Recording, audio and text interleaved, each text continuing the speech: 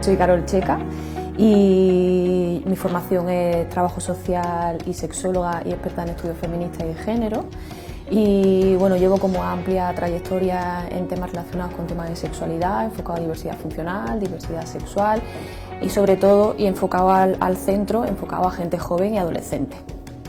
Bueno, aquí como que la figura como de sexóloga en relación a temas de diversidad funcional, sobre todo tiene que cambiar, va mucho enfocada al cambio de modelo como normativo que hay en cuanto a la sexualidad, ¿vale? Partimos de la idea de que la sexualidad sigue siendo un tema bastante tabú, del que no se habla, del que hay un modelo muy normativo que suele ser heterocentrado, capacitista, muy genitalizado y coitocentrista. Entonces, una persona con diversidad funcional que se sale totalmente de este modelo, ¿no?, que también es una corporalidad muy concreta, pues la idea es cambiar esta visión en el modelo y no solamente trabajar con las personas con diversidad funcional, sino trabajar con todo el modelo sexual que existe en la sociedad para cambiar un poco también el deseo, que es la construcción del deseo que parte de esta idea como normativa, ¿no?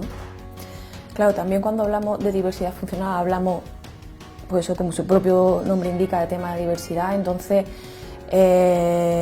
realmente hay un desconocimiento bastante grande, a no ser que te atraviese tanto algún familiar o tus propias relaciones o tu experiencia, ¿no?, que tenga alrededor personas con diversidad funcional. Podríamos hablar de distintas diversidades, ¿no?, tanto a nivel más sensorial, más cognitivo, más motor o físico.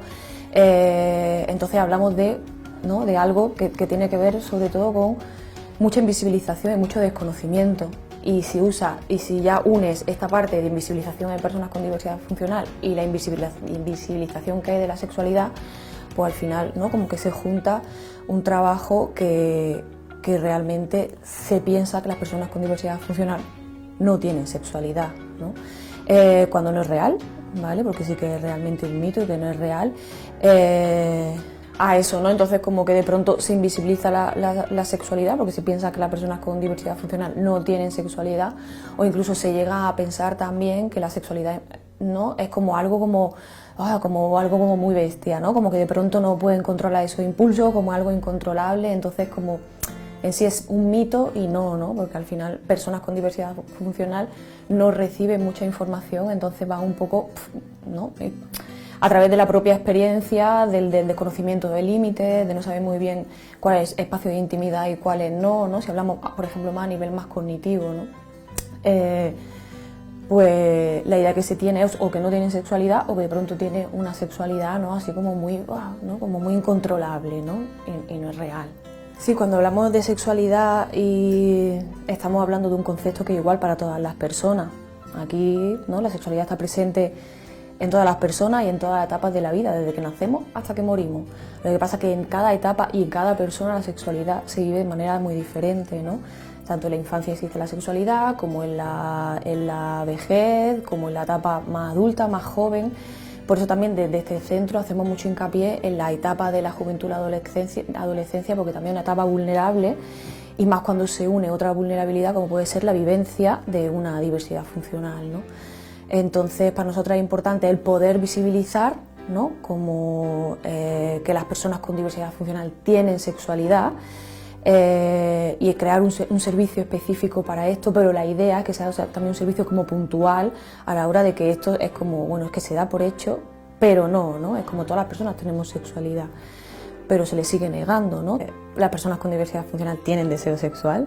Y eso también es una lucha que de los mismos colectivos de personas con diversidad funcional están ahí en la lucha, ¿no?, que es como que tienen deseo sexual y que son personas también deseables, porque también uno de los trabajos, y que creo que es importante y que hacemos desde este centro, que no es trabajar exclusivamente con personas con diversidad funcional, sino trabajar en nuestros talleres, en nuestras terapias, en nuestro acompañamiento, en las preguntas, ¿no?, trabajar desde qué lugar se construye el deseo sexual, ¿no?, que tiene que ver con una idea muy normativa. Entonces, ampliar esa mirada en cuanto al deseo, que hablamos mucho de eso, de ampliar imaginario en todas las personas, ¿no?, porque una idea también muy capacitista es al final que las personas con diversidad funcional se relacionen o tengan relaciones con gente con diversidad funcional, porque es como venga, ¿no?, así ¿no? Cómo unir para que... Y es como, no, es que las personas con diversidad funcional también son deseables, ¿no? Y es ampliar ese imaginario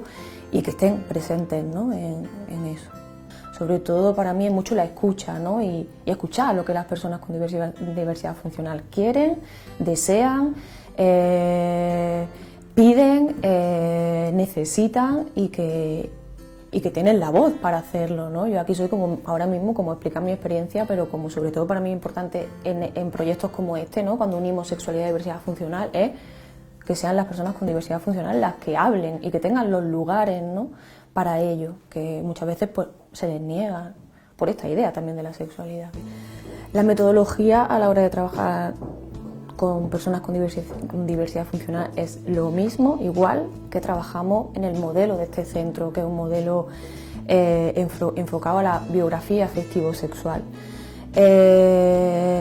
Lo que pasa que sí, la forma y el trabajo al final es muy individual.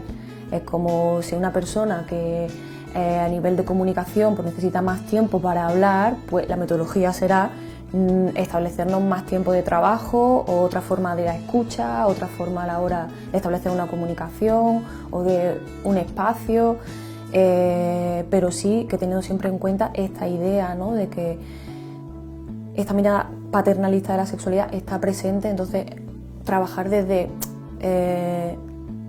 un discurso muy desde los derechos, ¿no? que nuestro centro va mucho desde ahí.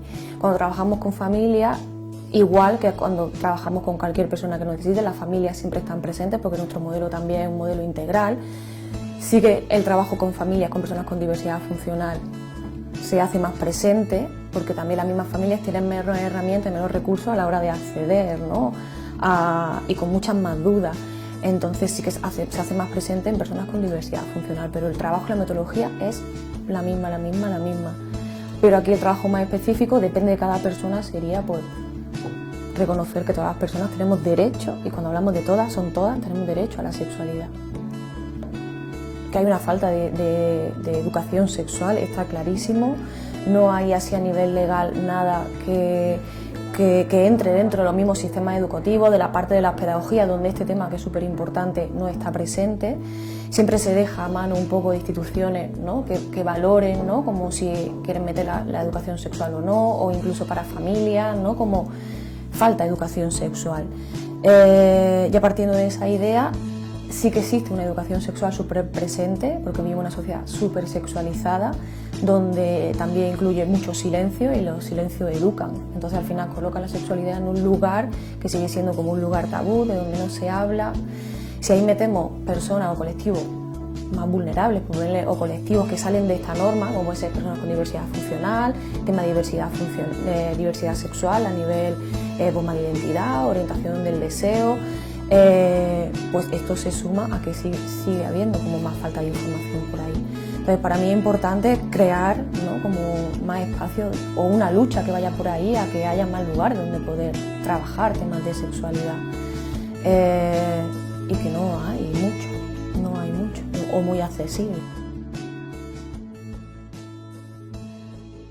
Plaers aparece como un proyecto dentro de cuestionarnos, ¿no? y de repensar el modelo, los servicios que ofrecemos desde el Centro Joven de Atención a las Sexualidades, del CEJAS, como un programa específico de atención a personas con diversidad funcional, con la idea de que sea como un servicio puntual, porque la idea es integrar también de que las personas con diversidad funcional puedan venir. Ya es un centro de puertas abiertas, que trabajamos con personas de 12, 13 años hasta los 30, pero sí que con esta idea de sexualidad, pues muchas veces si no se ofrece como un servicio específico, pues como que se invisibiliza, ¿no? Entonces también un trabajo interno de integrar, en cuando hablamos de que la sexualidad es de todas las personas, que es de todas también entre personas con diversidad funcional, y sobre todo visibilizar y hacer como esta lucha política de que, oye, que las personas con diversidad funcional tienen sexualidad.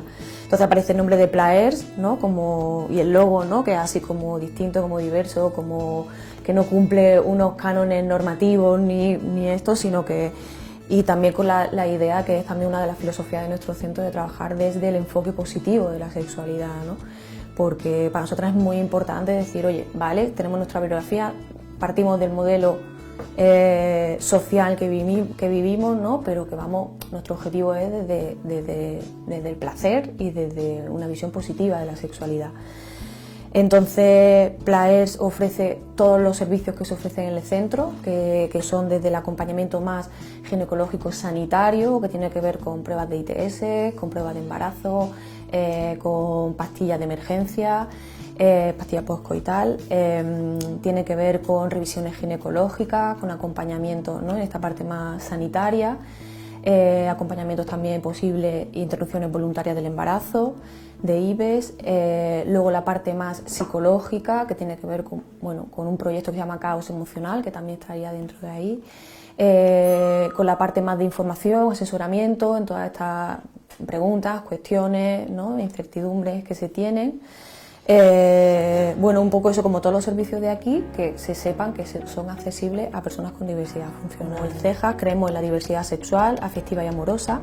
Las sexualidades son diversas, como también son los cuerpos, los placeres, los deseos y las prácticas sexuales. Todas las personas tenemos derecho a desear y ser deseadas sin discriminación ni opresiones por nuestra diferencia. Tenemos derecho a las mismas oportunidades y que sean desde la dignidad y el respeto. Por eso hemos creado Plaers, para acompañar a la sexualidad de jóvenes y adolescentes con diversidades funcionales.